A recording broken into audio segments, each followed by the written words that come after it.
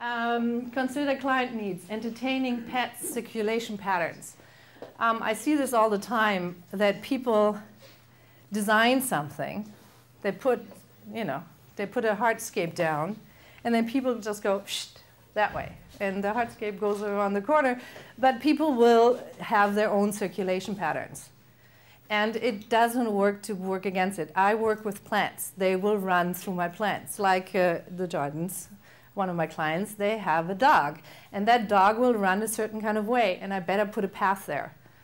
Otherwise, it will run through my... And people are the same. We try to be polite, but we still walk around it. So we want circulation patterns. They're usually natural forms. If we have a French garden, like on my card here, that you can't, even a dog will follow that path because they have boxwood. In this case, it's not boxwood, it's rosemary. So actually, every time you clip it, the gardener brings it to the house and they cook with it. Consider energy savings for the building by carefully positioning trees, shrubs, perennials, shading of the house, areas in the summer, and windbreaks. Naturally, trees is clear because of their windbreaks and qualities and the shading qualities. But the shrubs and perennials on the lower level, they take away the glare, and they shade the soil, and their evaporation during a hot day, in the end of the day, they will evaporate water, and that cools the atmosphere around your house. So perennials do a lot for that as well. It's just basically not asphalt.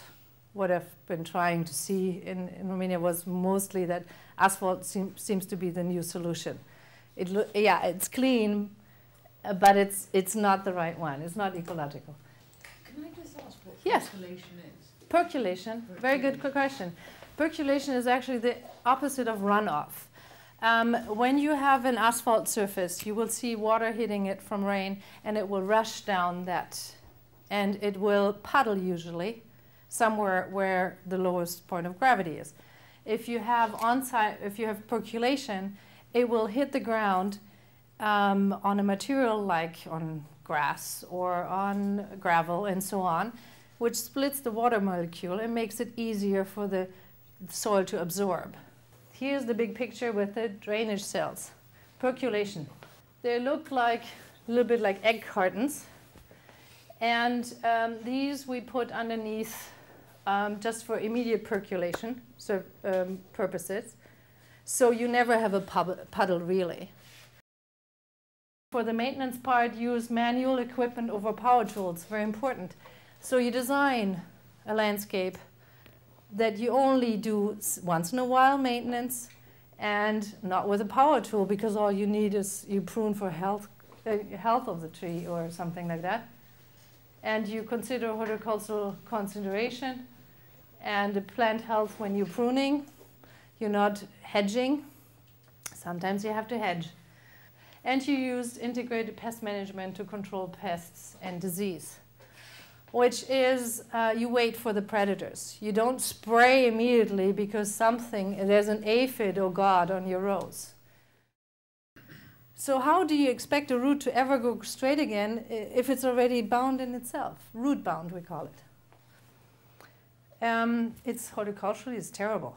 Every nursery will sell you the larger plant because they make more money. Sure, it's more expensive. I spend the money on weed cloth and mulch and irrigation. As you saw, that was a nice picture of the little drip thing. But I don't spend the money on plants. It's not that I don't love plants, but I love them too much. I want them to succeed. You know, I'm a good parent.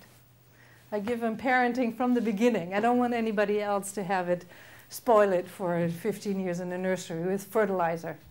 They put the fertilizer in their water. So they're all junkies when you get them. No, they're like this. Yeah, no, I mean, this is how they do it.